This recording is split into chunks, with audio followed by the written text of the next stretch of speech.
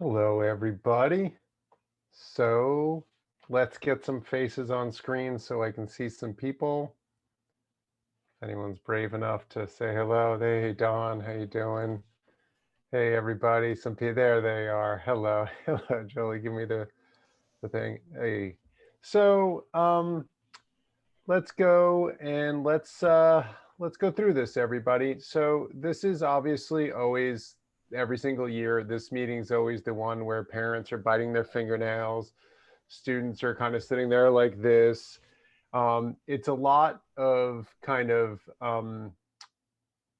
there's a lot of stress that happens at this time, mainly because of the number one thing that everyone had questions about, which are wait lists. It's, almost like the other, we keep hearing there are multiple epidemics and pandemics. The other epidemic that we're going through right now is wait lists. And I think a lot of students are feeling that at this time.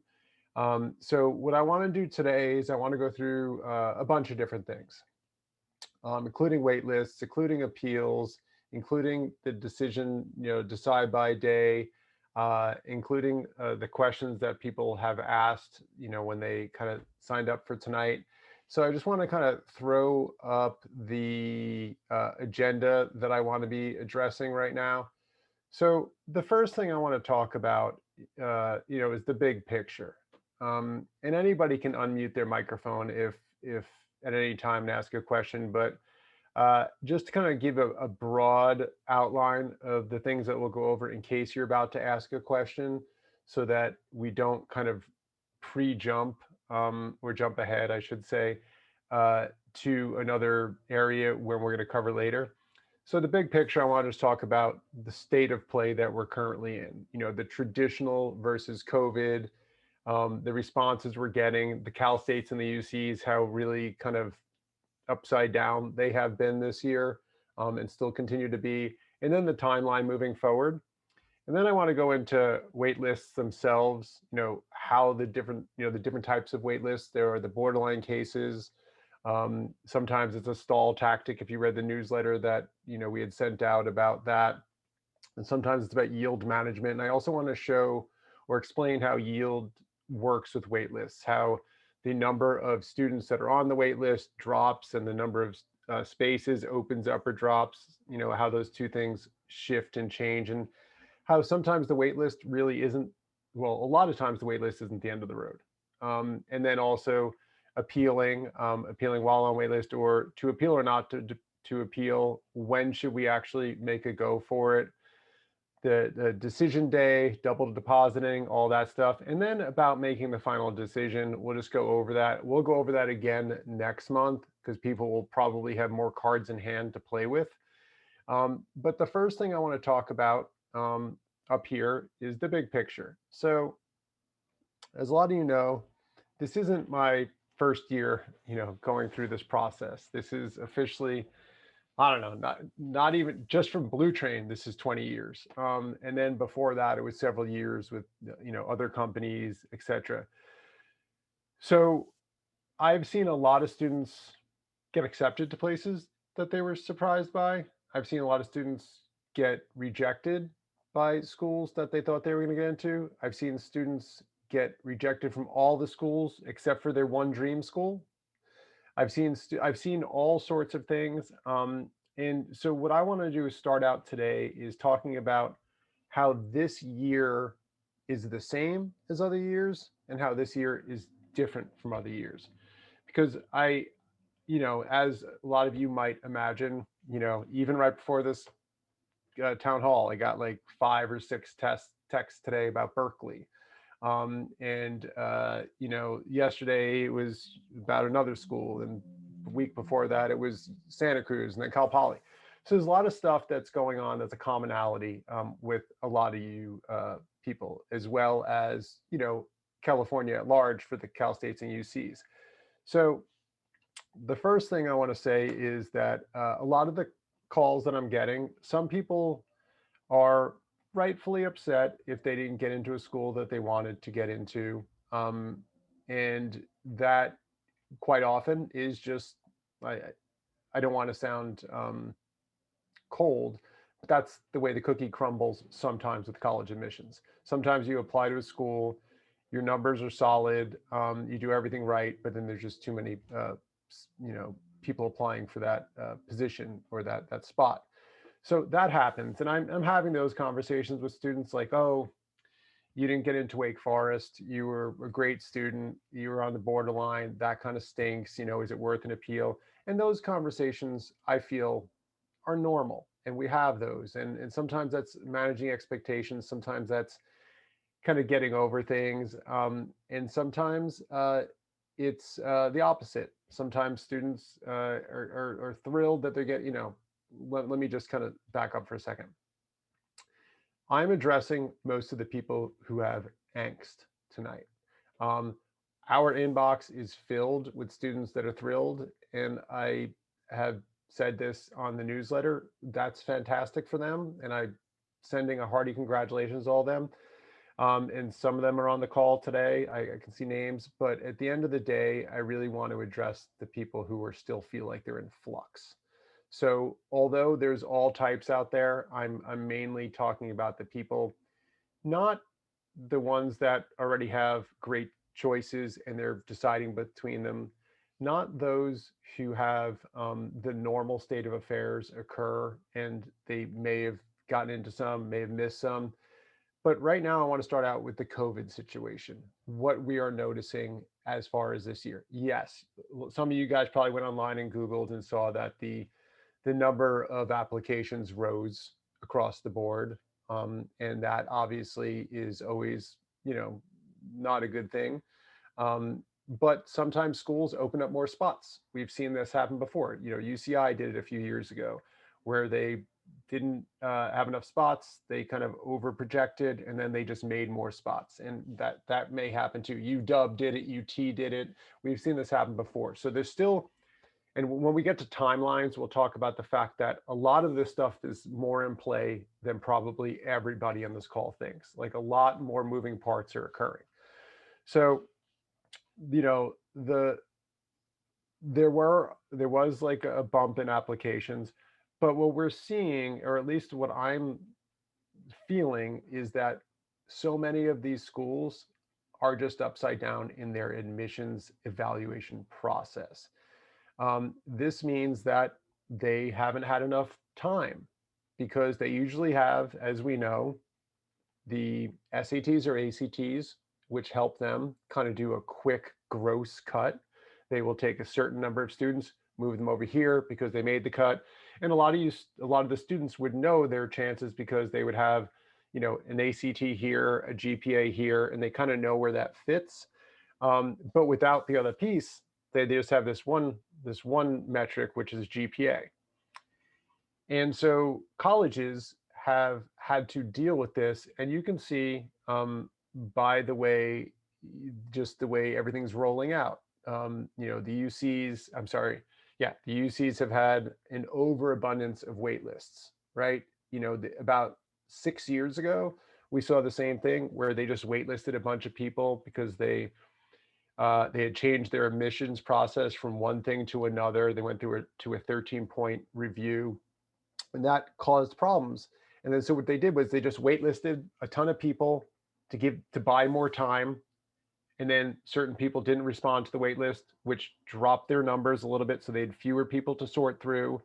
And then they kind of worked their way through it and then made some adjustments internally and then accepted. And that year, and I don't mean, and again, I always tell this to people, that year, the vast majority of students got off their wait lists into the schools. So that was great, right? This year, I feel like that the same situation is occurring, that the schools are upside down without their, you know, their normal ACT, SAT scores. And I also think that the UCs in particular and the Cal States are going through kind of an identity crisis. And once they got rid of the SAT and ACT, they wanted to almost redistribute how acceptances occur. So, you know, now, you know, Peninsula may normally had this many acceptances to a school, like UC Santa Barbara or UCLA, because they have this many ACT or SAT scores that are high enough. But this year, without that, they're just looking at GPAs. And I think that this is my prediction, and I'm not going to say I know them right because that would be like hubristic. But I do think that there is going to be a lot of validity when things come out, that they are kind of, I don't want to say making quotas for high schools, but they are redistributing the acceptances a little bit because this is their sneaky chance to do it. They got rid of the tests, and they have these opportunities to select more students from other schools. You know, in the broad scheme of education, is this a bad thing? No, it's not. But on this phone call, if you go to a school that's competitive, you might be like, ah, right? So we get that. So that's the reason when we make appeals, that's part of the thing we talk about is, and we'll get to that in a bit, that we can kind of talk to that fact that's occurring. Um, so when we start talking about these schools, like let's use Cal Poly SLO for the first one that I want to use as kind of like a case study. Cal Poly SLO is a school that a lot of students, you know, can look at numerically and say, oh, my numbers look good for that, depending on the program, engineering, comp sci, architecture, sometimes business, you know, some of these majors, pre-med, can be a little bit more challenging. A lot of the parents don't, they know this, but they don't really know it. Cal Poly, San Luis Obispo, or Pomona for that matter, or Long Beach, or San Diego State, they do not have test scores from your students, or your children. Um, they don't have essays, so there's no chance to give any qualitative color to your application, and there's no activity descriptions. It doesn't. You don't even tell the Cal Poly's, you know, Cal States what you do. It's essentially how many hours a week do you do activities that are targeted towards your major?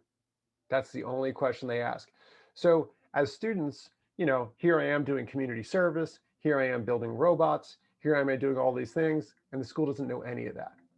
So this is a big issue. I don't know, like, and again, when I say these things, it's not just like I'm throwing things out there and we're all just going to, like, you know, kick our dogs over this because we don't kick dogs. But also, it's not like the goal of this. The goal of this is to try to find the flip side of how we can communicate to these colleges after the fact and be like, look, I did everything I was supposed to. I got straight A's. I did a lot of activities. None of this stuff was even expressed on my application. Well, so when we make appeals, we're going to be kind of loading up that type of stuff to express to the school a dissatisfaction with the process, while at the same time trumpeting your own positives. So a school like Cal Poly, which really just probably looked at around at all the different high schools, looked at the GPAs, and just started cherry picking the tops off all of them. But that's not necessarily a clear picture of who's best suited for that school, those schools. So the Cal States are a very clear, and I don't want to say easy target, but they're an easy target in a kind of argumentation kind of way as to why any student should have an opportunity to re-express themselves because they never really had a chance to on the application. This would be okay if they did use a secondary thing such as an ACT or an SAT, because at least you have an objective criteria. Um, you know, there's a lot of kind of poo-pooing about, you know, standardized tests, and no one wants to take them. But at the end of the day, it is a little bit of an objective data because we don't know what, you know, Lawndale, Bishop, West, El Segundo, Chadwick, you know, Harvard Westlake, all those schools have different teachers. The administrations have different levels, you know, suggestions of like how tough the schools should be grading. You know, some schools like Coast have different things for their history classes, and you get a lower grade, you still get an A. So all these things are flexible. And then when you have a school that only uses that number, that gives an automatic argument for the student. Okay, so we'll start with that's the Cal States.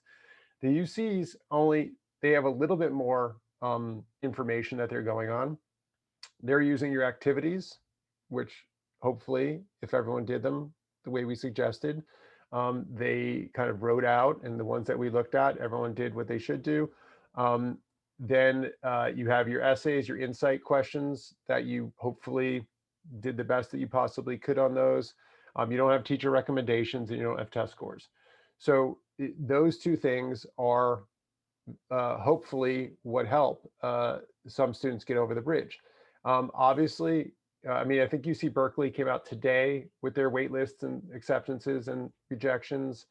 Um, but you will notice that the UCs are the number one school that, I mean, I don't see the name on my list here as I'm looking at all these names, but I was going over someone's acceptances, wait lists and rejections yesterday. And for this student, all the schools that were in red were I mean, the wait list ones were the blue ones, um, were almost all the UCs, and high caliber student, and waitlisted to all these schools. And it's, look, this is what they have to do right now.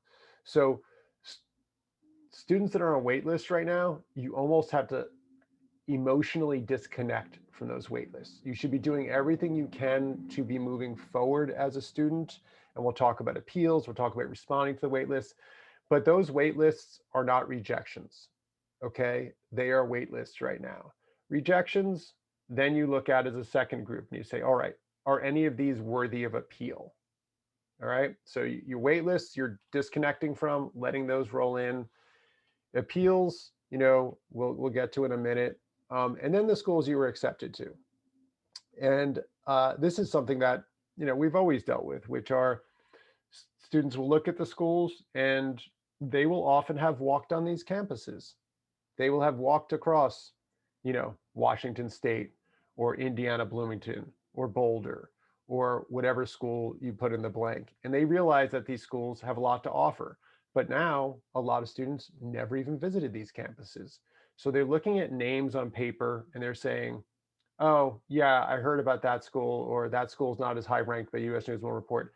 And they're not really understanding the schools the way students have in previous years, which is really to understand what it feels like to walk on campus. So in the last week, even, I've really encouraged some students, in all safe, you know, ways to get on planes or get in cars and go visit some of the schools they've been accepted to. I think that too many people are not doing that. I mean, obviously because of COVID, and we understand that. But there should be a point where you give schools that are on your list that you've been accepted to the due diligence before you pull them off. Um, just because, I had two students recently that were asking me about, the same school. And I said, are you going to go visit that school? Well, no, I heard this, that, the other thing. And then I got both of them separately and I talked to them and I kind of had some conversations about those schools with them. And they go, oh, I didn't even know that. Oh, I didn't even, oh, wow, that's pretty cool. And what? Recruiters think this way. It's not all based on rankings. And we'll talk about rankings versus recruitment and internships and all that other stuff that actually gets students to careers, not the US News and World Report rankings. Let me just say one thing about that. Cal Poly SLO, for example, that's a school that if you look at the national rankings, doesn't even exist. No one even sees that school. If you talk to recruiters like in the West Coast, in California, Northern Southern, Cal Poly SLO is a great school. They love recruiting it. They think the students are smart. They think they're hardworking. They have great educations. They're hands-on. So where you get jobs and how you get, move your career forward is not based on US News and World Report rankings. So a lot of us need to take those out also emotionally, from the prospects, and really start to think about the schools, what types of programs they have, how we'll be able to explore, the type of friends and networks we'll make there, how we'll kind of become more confident, more independent, all those things that we'll talk about, the experiential level of college, because to me, that's the most beautiful part of school. And I know like a lot of people are just more practical. And my son is, going to be applying to schools in 4 months from now. So, like I understand where everyone is at, but I also have seen many, like I think we counted, I've seen over 6,000 students go off to college. So many of those students I've talked to, I'm helping 3 of them right now go from undergrad to grad school, talking about their various experiences. And every single year I talk to students as they go.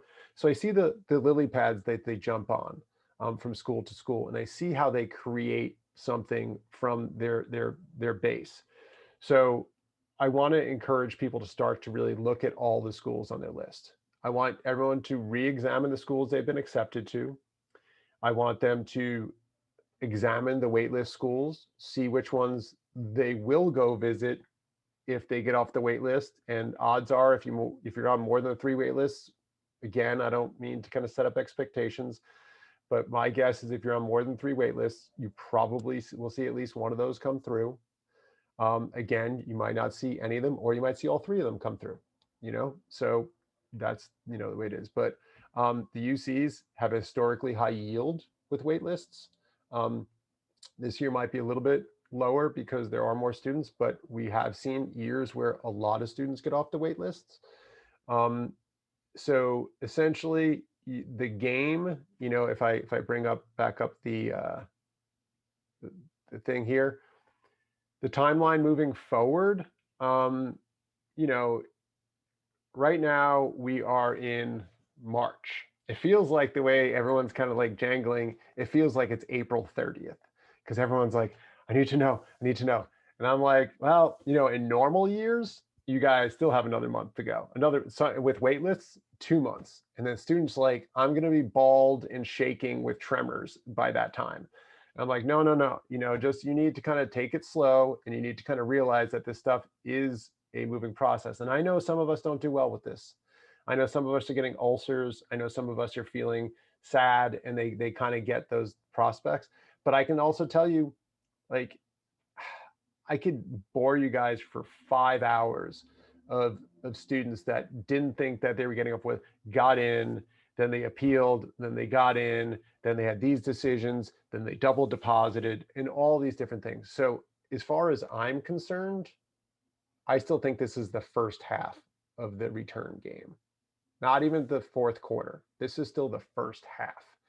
So you're going to see between now and May 1st, which is the official decide by day, you're going to be getting some of your wait lists you will hear from, some of them you won't.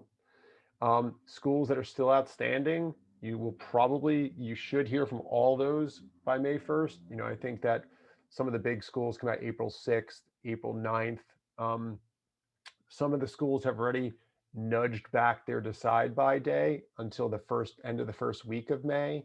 The Ivies have made it May 3rd. And you're going to see a lot of schools moving their decide by day. Like last year, I would say about a third of the schools, I won't think it's going to be as many this year, but about a third of the schools moved it from May 1st to June 1st to give families more time.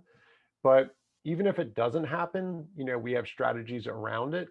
But so between now and mid-April, you're probably going to start to see yourself kind of having communications with schools. Some schools are going to ask for more information. I don't know if anybody's had what's called an augmented review request if anyone has from the UCs, just put up a little hand. It's called augmented review.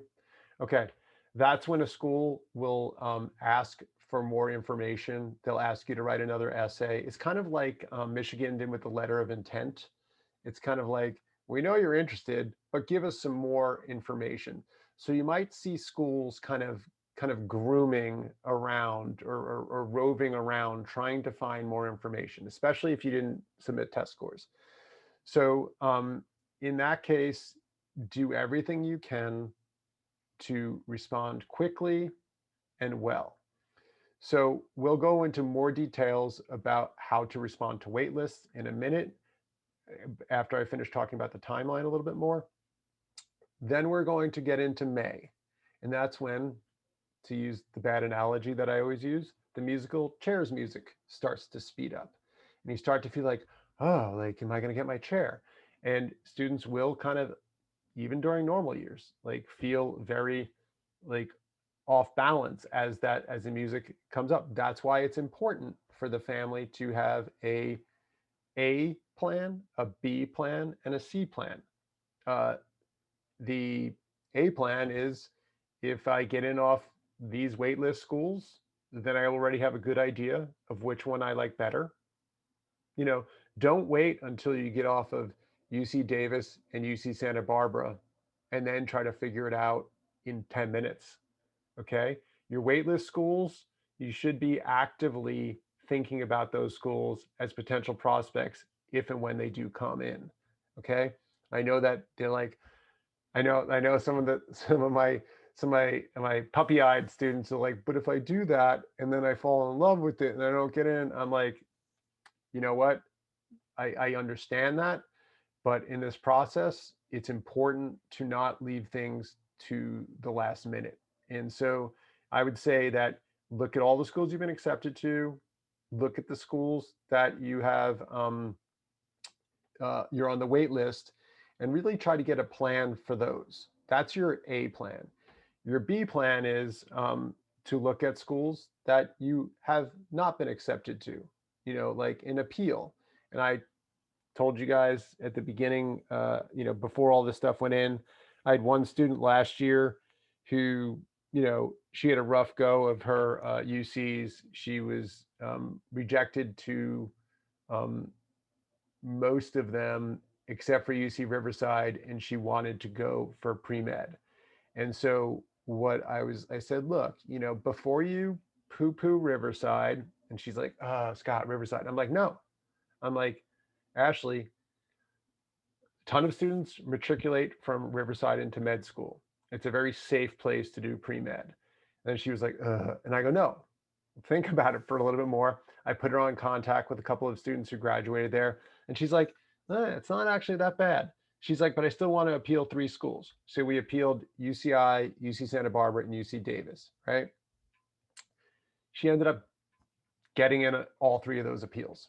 All 3 of them came in within 2 days apart. She got into, all 3 of them. And now she had Riverside, Davis, Irvine, and Santa Barbara. And guess what?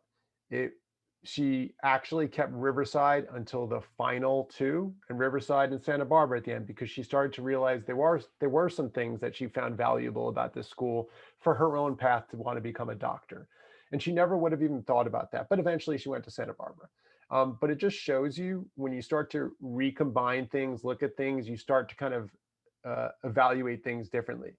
So that was a lesson in for her in exploring all options, and also that appeals will also sometimes come. The choice will sometimes present itself, and I have a feeling that the UCs are putting a a large batch of spots on the side for appeals, because imagine if you're the UCs right now, you have families that have been paying taxes for 17 years for education or longer.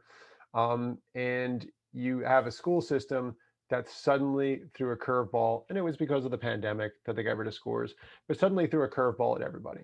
And then they're like, oh, you know, the options aren't there. So they know they're going to have a lot of tiger parents. I say that kindly and lovingly. They're going to have a lot of tiger parents like growling and kind of saying like, we need answers to this. So they're going to obviously be dealing with that in a way to try to minimize the damage as much as possible. And so the squeaky wheels that are deserving of acceptance that got overlooked, those students, if I know anything, the UCs have some spots reserved for those people. It's the way any business would run. And one of the things you realize is that these schools really do operate like businesses at this time. And we'll talk about yields. Actually, let's go into that right now, because all this stuff ties together. So when we go into the wait lists, we have 3 different reasons why students get waitlisted. We have the borderline cases, and some of those students get augmented review. Since no one had that on this call, we're just going to get rid of that. So when you have these 3 situations, you have the borderline cases where historically, this is what everybody thinks of as a wait list. It's like, oh, I just missed the cut. And if someone doesn't go to school and they leave a space, I'm the next best person in line. And that's why students are trying to figure out what spot they are on the wait list. That is a very traditional small pool wait list. The wait lists that we're talking about this year, for the most part, are not those types of wait lists. Those wait lists will occur, but that will be after the thinning of these other two wait lists. So the other two wait lists are going to be stall tactics and yield management. Stall tactic is what we've already said. The UCs don't have enough information, they're upside down, they're trying to deal with their departments and their majors, and all the UCs do things differently. So they're all kind of running through their traces, and they know that they can't rush to decisions, or else they're going to have a lot of angry parents. So they waitlist a ton of people, and then they expect that those. So let me put it this way. Let me give you some. Do it numerically, and I did this on the phone with a couple of people. So forgive me if you're listening again and I repeat myself. So let's say they have. We'll just make a number. They waitlist 5,000 people for 1,000 spaces. Okay. They just send all you guys out. You've been waitlisted at Santa Cruz, Davis, San Diego, UCLA. You get all these wait lists that are put out there. So we're going to use the number 5,000 for the 1,000 spaces. And then they say, if you want to opt into the wait list, you need to do this by April 1st. So then you see students will, some students, not this year as much as normal years. In normal years, some students go, if I'm on the wait list, I don't want them. Like, don't be that way. But one of the things is that some students will just say, not interested in your wait list. I've already got into that school, or I don't want to be on your wait list. So the number of 5,000 students that they send those wait lists out to, 3,000 opt in. So they've already reduced their number, and that's a game. That makes their job easier because now they don't want to accept people that don't really want to come. So they've kind of used you guys as a way to thin their herds a little bit, okay? And it makes sense. So they do that. And then what happens is you have now 3,000 students going for 1,000 spaces. But May 1st rolls around. And what happens on May 1st? May 1st is when most students, do what's called their SIR, or their, statement to intend to register. And if you say you're accepted to UCI, another one that has a ton of wait lists this year, and you get accepted to UC Davis, and you prefer UC Davis over UCI. So now you tell UC Davis, even though you've been accepted, that you're not going to accept them. So now that number of 1,000 spaces increases because there's now more spaces available because students haven't accepted the spaces that they were given. And then that's usually where wait lists come in. So now you have the larger number dropping and the lower number growing. And that's how the numbers start to kind of work in our favor. So how does this play out in the timeline? We will see one batch of students getting in because of that first group of students, the 5,000 dropping to 3,000, the school's like already moving through their process. We have fewer students. They start to sift through them a little bit more, and then they start to kind of make responses to them. Then so that'll happen before May 1st. Then you will have the ones that happen after May 1st. Those are the ones where all the students who were accepted to UC Davis and said no to UCI, and those spots open up, then they kind of let another wave in, right? Then there's the third wave, which is when students double deposited to multiple schools, and then they finally say, I'm not coming to your school. I finally made the decision. And that's a smaller pool that shrinks, but that sometimes students will hear as late as June or July. I know on the UC waitlist FAQ page, they will tell families that it may not be until August. Odds are most everyone's going to be hearing by June, the latest. You will have a couple that trickle over to July. I don't really remember any going to August, but then again, this is a strange year. But I would say that we should expect that a lot of you guys will be hearing after May 1st. So if we look at this, so, Some of the schools, and this was brought to my attention yesterday, have allowed an ability to appeal while you're on wait list. So which schools are those? Okay. Um, uh, Berkeley, Davis, LA, San Diego will only allow appeals from students who were denied admission. So you cannot say anything to them unless they put something in your portal, like UCLA says you have 7,000 words to tell us, or 7,000 characters to tell us why, what you've done since applied. How were your grades? Have you taken any more classes that we didn't know about? Did you do any new hobbies? Did anything? And we'll talk about how to kind of frame that in a minute. But you cannot appeal if you're on wait list. Um, Irvine and Riverside will allow waitlisted applicants to appeal only if they opt into the waitlist. So you can, opt in to the Irvine waitlist and then also send extra information to them, like your grades, like a review.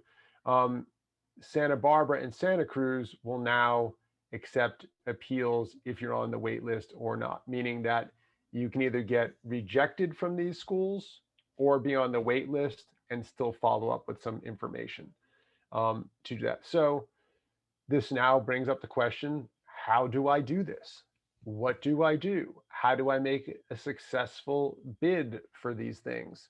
Well, um, the first thing is um, the UCs have gone on record and said if your GPA has dropped from your junior year into your senior year, then they will take you off in a bad way. Okay. So this means if anybody's grades went down junior to senior year, don't do anything. Like, because if you do submit grades and they go down, then you're going to be removing yourself. We would prefer you just to be quiet and see if they just accept you off the wait list based on what they had. If your grades stayed the same or went up, then you might have a case to make for yourself.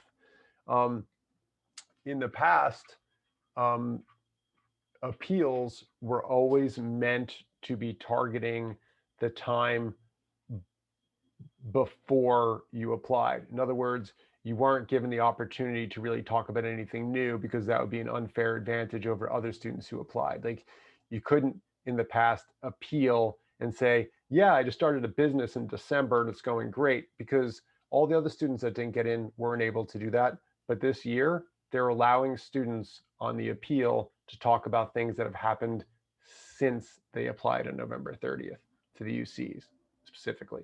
And a lot of these rules go for other schools that we're talking about, because I know like WashU is a very, I always call WashU the number one waitlisting school in America because they waitlist a lot of students. Usually they waitlist for what we call yield management, because if WashU accepted all their students, and a lot of them end up choosing to go to, you know, Northwestern or one of the other schools that they had over WashU, then WashU, even though it's a fantastic school, their yield drops. So WashU will take everybody that they think that may not be coming to their school. Some of those students are even above their numbers, and they will waitlist all of them. And then the students, I always make the joke, then the students say, yeah, I want to be on the wait list. And then what happens is the school immediately comes back and says, okay, you're accepted. So um, what I'm talking about now is primarily the UC wait lists, but for those other schools, they will still kind of abide by the same, desires to hear about who you are, what you've done. So when, we were talking, we had an office meeting today, and I told them about one of our students who appealed a number of years ago to Santa Barbara, and it was when she was still sending stuff in. She actually sent a photo of herself in a UCSB sweatshirt, and she's like, "I still wear your sweatshirt even though you dumped me." And she's sent it on pink paper. It smelled like perfume. It was like a love letter to the school, and it was kind of a joke, and obviously it just showed how much she still wanted the school, even though she was quote unquote rejected. And I always remember thinking, all right, maybe this one was a little bit over the top, but it sends the right message. So one thing we need to do is we need to show the schools whenever we're talking about an appeal, whenever we're talking about like a deferral update, whenever we're talking about a waitlist update or waitlist appeal, we're always trying to send signals that we still love this school. It's our number one, kind of like that girl did with the UC Santa Barbara sweatshirt. Number two, and I'll outline these when I send out the recording, and I'll give more details on this stuff for you guys. But number two is, of course, senior grades. Obviously, senior grades are some schools' number one thing to make this decision on. So, and this is one of the reasons why we always really encourage students to think about their senior year course load as being manageable, because so often it does become the tiebreaker for schools. So if we have a student who has done well in their senior year course load, maybe they didn't do so well sophomore year, then they did better junior year, and then they crushed it senior year. That student absolutely wants to be championing their grades. If you're a student who's kind of like a borderline case, for example, maybe your A to B or A to B to C ratio went down, but you took more rigorous courses, so your actual numeric GPA with the bump went up, that student still can make an argument that their GPA didn't drop. That, even though they're really, when they're looking at these things, they're really looking more at the letter grades. But obviously, love for the school, academic success since then, and then there are two other things. Anything that you've come up with in your own life that you feel is of interest, whether it's you've gotten an award, you've started a new hobby, you have, you did community service, you had a life event, that, came about that changed you, all these different things. I've talked to a lot of students that have had, family illnesses, injuries, new jobs, and all these things. And always trying, that's the first thing I talk to when a student's doing an appeal or a waitlist appeal, is the first thing, or a waitlist update. The first thing I say, let's get on a piece of paper or in a Google Doc everything that you think is a positive that's happened, either that you didn't put on your application or that's happened since November 30th. And they're like, well, I got a job, I did good in my classes, I went for a weekend to this place, oh, and I visited the campus, I couldn't go on a tour, but I did a drive around. Okay, all that stuff, let's try to see, and then try to put that into 500 words or less, or whatever the school has. So those three things again, your grades, your love of the school, and anything new that's happened. And then fourth, this really depends on if you've selected a major. Some students went undeclared, but obviously majors can have a big impact at the various UCs. Some UCs do what's called a broad admission, meaning that they will accept people from a central admissions office, and other UCs use departmental admissions. So we don't know which, when, or why, but we do know that if you chose comp sci, or you chose psychology, or you chose economics, whatever you chose, if there's anything that you can talk about that shows that you've deepened your interest towards that major that you already selected to that school and applied as, you should mention that. So if you take AP Psych as a senior, and you want to go to psychology, or you take comp sci, advanced design, or whatever you take, or you, you are following stocks more because of GameStop and all that stuff, and Corona, and supply and demand and global economics, and then you realized even more so how important this is to you. All those things can pay in towards your major. And one of the things that colleges do care about, is how you're going to fit into their school based on that major.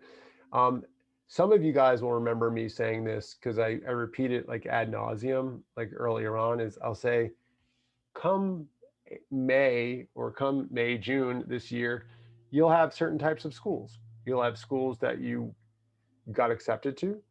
Then you'll have that you didn't get your major, you just got in. Then you have schools that you got your major and maybe an honors program, and then some schools that you got merit scholarships and an honors program and your major. And when students are picking their majors, some students will, like, a big one is University of Washington. They'll say, I'm not going to pick my major because then I may not get in, but and then if I get in, then my life is going to be harder because I have to compete for it. So you'll see students making all these calculations when they're picking their majors. And now is the time, with whatever you selected, you go to the mat with that. So if I picked communications for one school, I'm really going to tell that school how much, communications, my interest has been developed. The more I've looked at their course offerings, you can always find things to say. Even if you're like, I really didn't do anything since November 30th. I've just been a normal high school student. I haven't done any new classes, won any awards. There's still ways you can kind of flip it. I promise you. But we would always hope that students would start to generate some of that information on their own. If we work with you guys, of course, we want you to generate some of that on your own first. But we're always willing to help, of course, as well. There is a question here, so I just want to, no. Somebody asked if you can appeal to a school for a different major than you applied. You would not want to be doing that. You would rather just, sometimes you'll do that because you think that you're going from a harder major into an easier major. But that would not be the way to go. You'd be better off just going, if you're on the wait list, going as hard as you can for that major. And certain majors, this is more important for. It's more important for, all the ones that I always say: pre-med, comp sci, engineering, architecture, nursing, and to a certain extent for some competitive business schools. But so that's how you want to do it. And most of these are due by April 1st. So that gives us what, 5 days, 6 days. So, you should, if you haven't already, you should get that out. Some students, I noticed that they had the opportunity to send their grades and they have good grades and they didn't send them. And I'm like, you need to send them. You need to kind of find out if your counselor is supposed to send them. Whenever I get on with somebody, or whenever one of the other Blue Train people get on with someone, the first thing we do is say, let's see what the school sent you, so that we can see, because it changes year to year. It's not the same as it was last year. And we need to know, what the character count is of the response. We need to know what the deadline is. We need to know if you can attach files. One student was like, can I attach a video I did, or can I attach? Yeah, so you need to know those things, and then you need to kind of abide by them. So those are the wait lists. And the appealing while waitlisted, again, this is, since this is a newer thing, I would say only do this if you feel like you have a good case. Meaning that if you're already on the wait list, you're already in a position that is showing yourself in a holding pattern. It's not like you were rejected and you have to appeal. This means that you're already in a good position. So it's almost like when you're online at the bank. If you're already getting pretty close, do you move to another line just because it's moving faster? You might end up kind of getting stuck on that one now, and then the other one moves faster. That always happens. So with going to the appeal, I would almost do like a quick assessment. Were my grades stronger than they were previously? Do I have something that's going to actually kind of be substantive when I'm talking to the school about my wait list? In other words, will it feel like I have an argument to make of why I shouldn't be on the wait list, but I should be accepted? Or is it better for me just to let what I presented the first time around stand? And, we're happy to talk with you guys about that as well. Um, Now, just moving to appeal or not to appeal, because I called this um, before we even went into application season. I said a lot of families are going to appeal this year, and it was just because of the upside down changes in the process. So the way we would historically suggest appeals is we would say try to only appeal if you look at the numbers and you think that you were wronged or you were on the borderline. If you're appealing USC with a 3.5 GPA, nothing wrong with 3.5 GPA, but if you're applying USC, which is a much higher GPA, and you didn't send scores, and you just really, because you really want it and you just think you should have had it, that appeal probably isn't going to be successful. If your numbers are closer to their average, um, or for example, you applied to the UCs and you had a really good test score, but you never got to submit it, which I think that the UCs are going to be sympathetic to. Like if you took tests and you didn't get to submit it, and then they pulled that rug out, I think that's a valid argument that I would be encouraging people to use that argument, not as their main argument, but as part of their argument. But an appeal works best if you show them that they really didn't see what a gem you were the first time around. And and then also your double down commitment to the school, the fact that you can bring something to the campus, as whether it's with your passion, your interest, your major, your diversity, any of those things.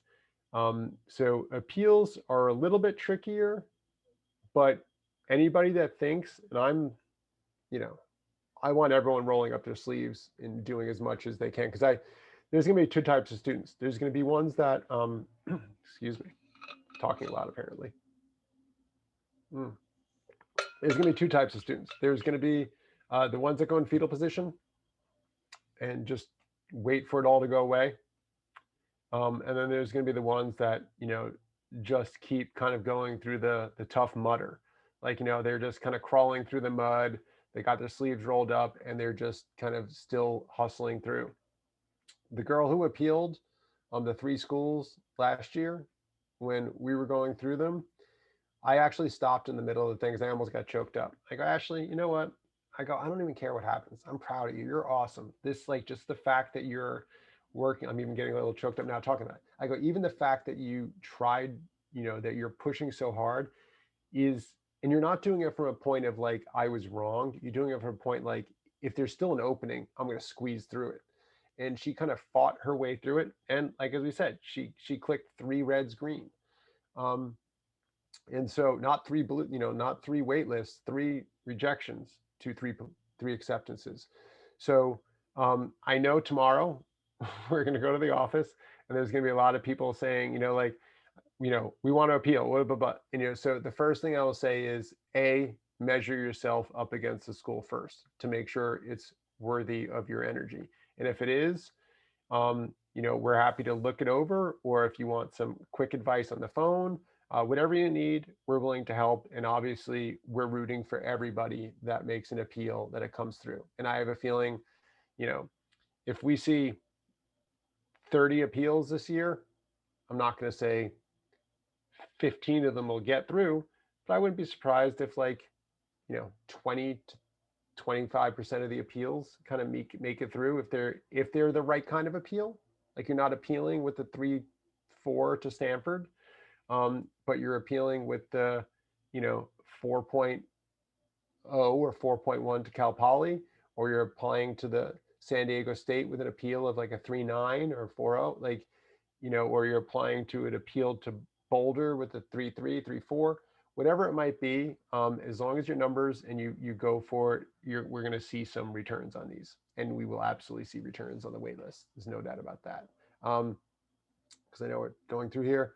So just because as things move forward, I do want to talk about the concept of decide by day.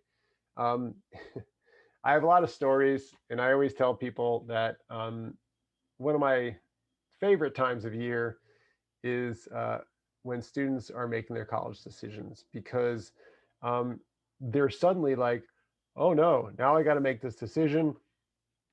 I've made 15 pros and cons lists. I can't decide. I'm still on 2 wait lists. What do I do? And this is where a lot of you have heard the term double depositing. This is where you send a deposit to, I'm just going to use 3 schools randomly. I send in an acceptance to Indiana University that I want I'm accepting your acceptance, and here's my $250 deposit, and I filled out the housing form. There you go. Then you're still on a wait list at, you know, UC Davis, and you also are like, if I don't get into UC Davis on wait list, and I committed to Indiana, but haven't even visited Indiana yet, that's kind of scary. So I'm also going to accept, you know, UC Santa Cruz or University of Oregon, whatever school that student thinks. So that student might deposit to 2 schools and then still have a wait list one hovering around. Um, that is usually the case when a student um, hasn't had a chance to visit campus yet, and they just don't want to like make it a binary. Like, if I don't get off the wait list, then I'm at the other one they haven't visited yet. So they'll do that. What's the biggest drawback on this? The biggest drawback on is it leaves people in purgatory for a little bit longer, so they don't know which sweatshirt they're wearing yet. Like, am I wearing, am I a banana slug or am I a Wolverine? I don't know yet. Um, but also it's, you lose the deposit. Last year, during COVID, a lot of the schools forewent that and allowed families to double deposit and get their refund back because they knew everything was upside down. I have a feeling we're going to see some of that again this year. But to be honest with you, when we're talking about college costs, losing $250 or whatever it is going to be very minimal to kind of save state of mind. Some people worry about the ethics of it. Don't. The schools are playing double, double jeopardy with your kind of existence by putting like, stalls, by playing yield management, doing all the things, putting you guys on wait lists, all that stuff. So do not feel bad about double depositing. Some of you guys will actually go so far as to get roommates at a school. You'll be like, oh, I have Lauren from, Milwaukee, I'm really getting to like her. And then you find out that you get off the wait list. You're like, peace out, Lauren. And then you move on to your other school. And that happens. But then sometimes I can tell you so many stories about students that are like, I'm on the wait list at Notre Dame. And I've gotten accepted to, you know, University of Wisconsin.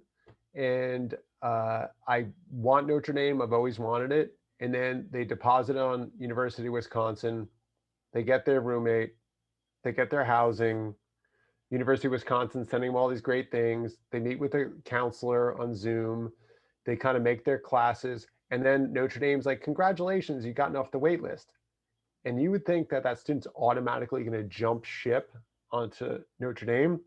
But I would say about 40% of the time, the students go, huh, I maybe do like Wisconsin now. And so the interaction with these schools will affect you. You might even like your roommate. And is that a reason to pick a school? No, but these are all factors that kind of start to kind of weigh into the decision. So I have seen plenty of students go through the double depositing game. And again, the process is fluid all the way until the end, until you hear back from all the schools, till you've heard back from the wait lists, the appeals.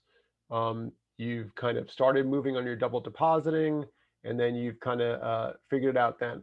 One of the things that I often do with students is I'll do like a college decision consultation where we'll kind of go through the school. Sometimes I'll bring in another student that's actually at that college, and we'll talk to that student at the same time that we're talking. And just to show you how kind of ambivalent students can get. I had one student that was enrolled at USC and University of Virginia at the same time. And she was flying back and forth across the country as a freshman for the first couple of weeks. She had two roommates, two rooms. She was living a double life, swear to God.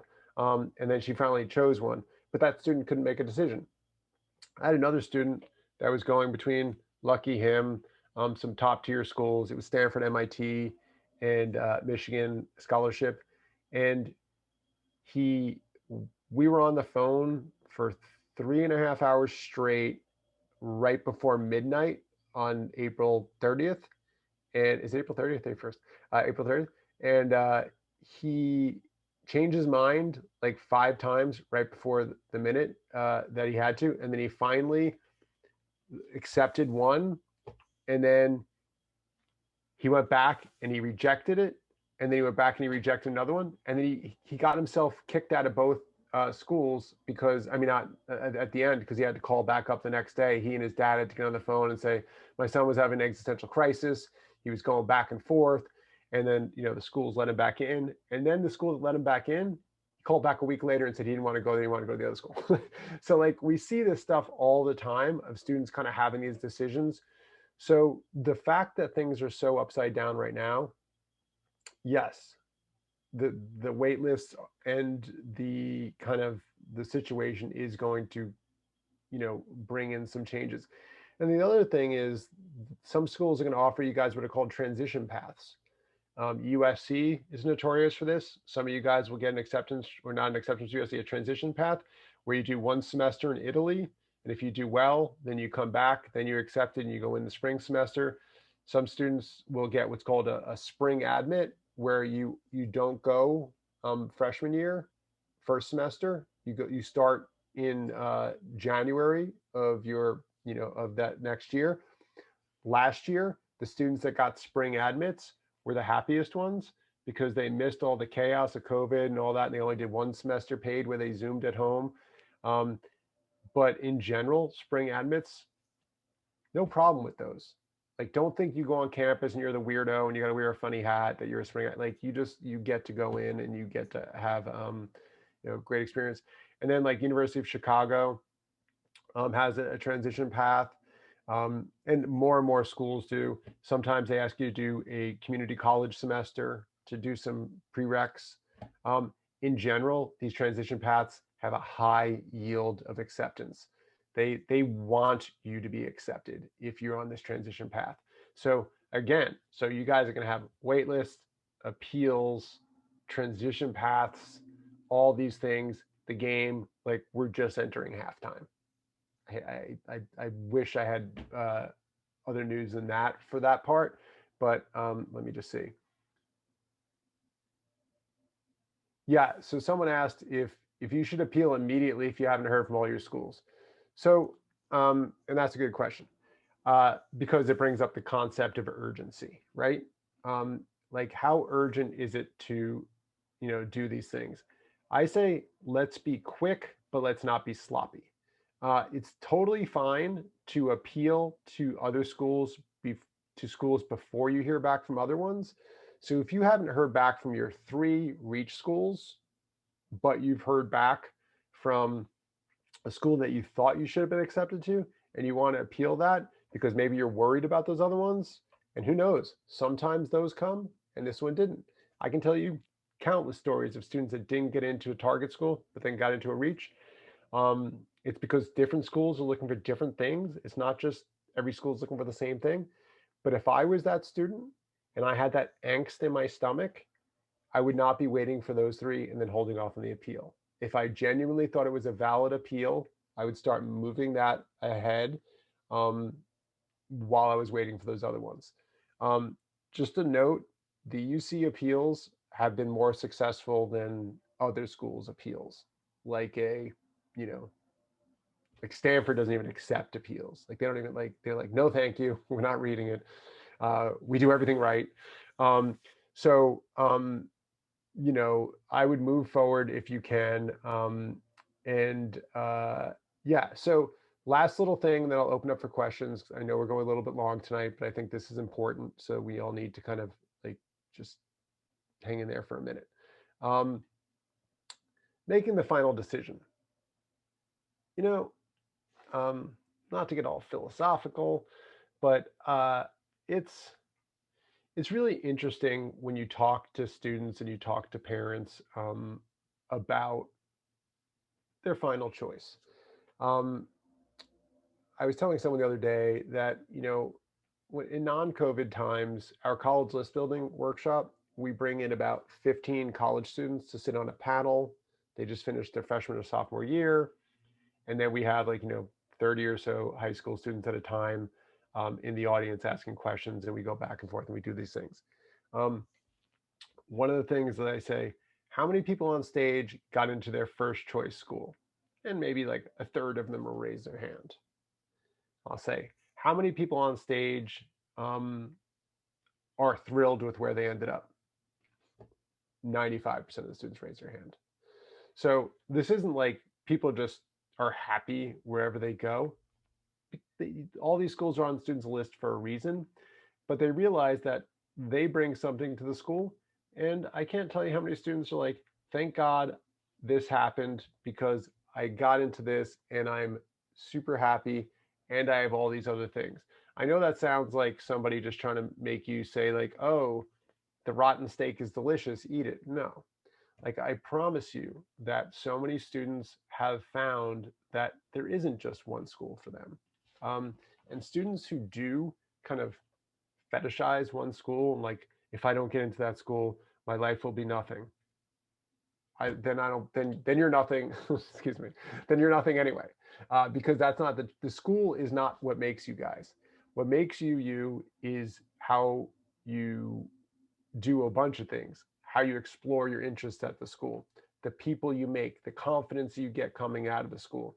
Uh, Usually when we do Q&As like this town hall in person, there'll be a parent that asks about like, early on about like Stanford or Yale or something like that. And I'll say, I know where you all live. You guys all live in a nice area. How many people here went to Yale or Stanford? And then there's like one person. I'm like, grad school? And he's like, yeah, I mean, undergrad. And like, no one raises their hand. I'm not saying that um, that is a testament to anything other than the fact that there are many paths to success. Um, One of the things that I think is the most important thing is that a student becomes a better version of themselves at that school. I don't care if that school is, Northern Arizona University or Stanford, doesn't make a difference. Um, just that student, I had a student drop out of Princeton because they said it was the worst experience they've ever had in their entire life. And everyone's like, how could you drop out of Princeton? He's like, it was competitive. I felt terrible. And he ended up going back and he ended up transferring into USC and being happy. So, and is USC a better school than Princeton? I don't know. Depends on the student, right? So what we really have to think about is, what are we going to get out of this school? So, I have had conversations in the last week with students that are kind of looking at some of the schools on the list, and I'm like, what about that one?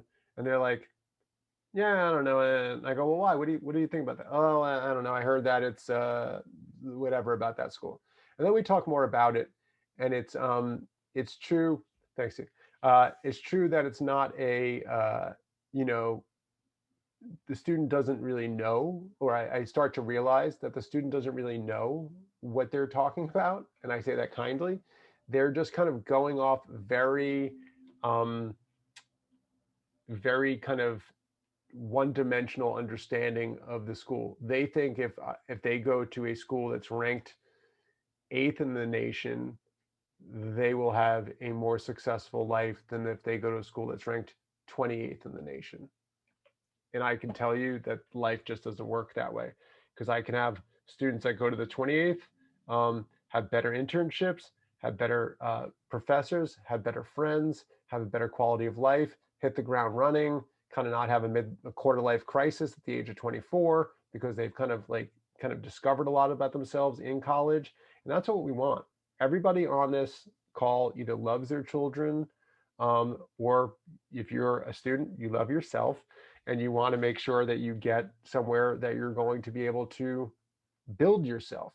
So when we're talking about schools, and this is something I'll bring up more at the next town hall before the Decide by Day, but I do just want to really kind of open people's eyes. When you're looking at schools, please do not just look at rankings. Talk to people that have gone to that school. Go to the go to the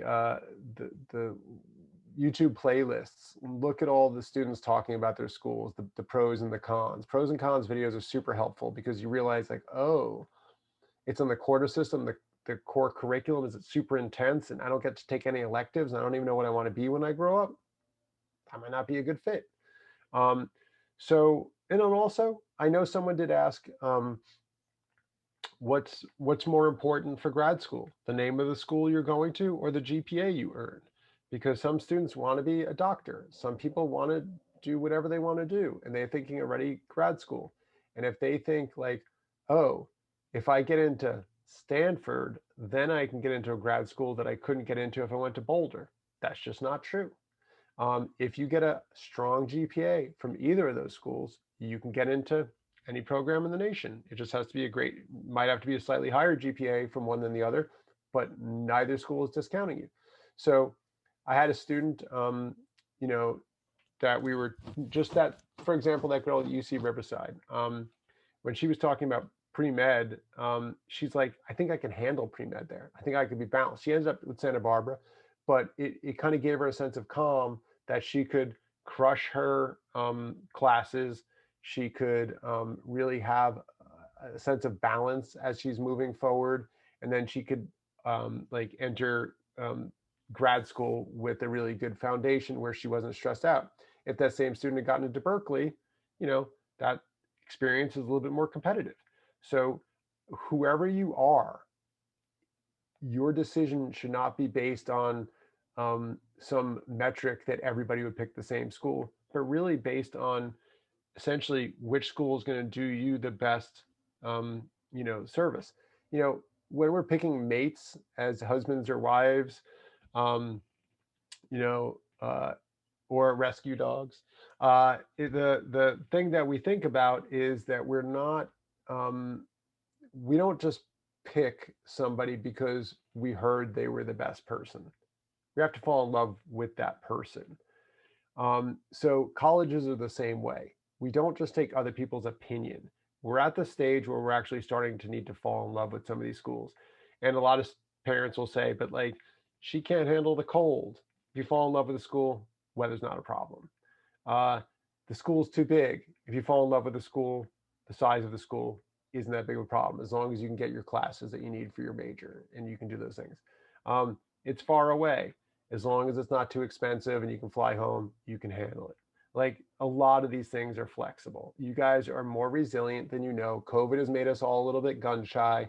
But at the end of the day, when all this stuff opens back up, the trees are going to bloom, the campuses are going to be humming, and there's going to be amazing experiences all over the country. Let me just hit these chat questions real quick, just so we let you guys go. If she's on the wait list and has already written to the local rep twice, should we do any more? Nancy, as long as not only writing to the rep, but also she has, sent in the information like the grades, sent in like if the school allowed an explanation, because the rep isn't the admissions officer. They may pass things to the admissions, but it's not something where we just want to assume that that person is doing all of our bidding for us. So if the school still allows you to write a paragraph or two or a page or submit extra things, you should do that just to make sure. If there is no box that you can write those things and she's done the interaction with the rep, then that's something that is probably the best you can do.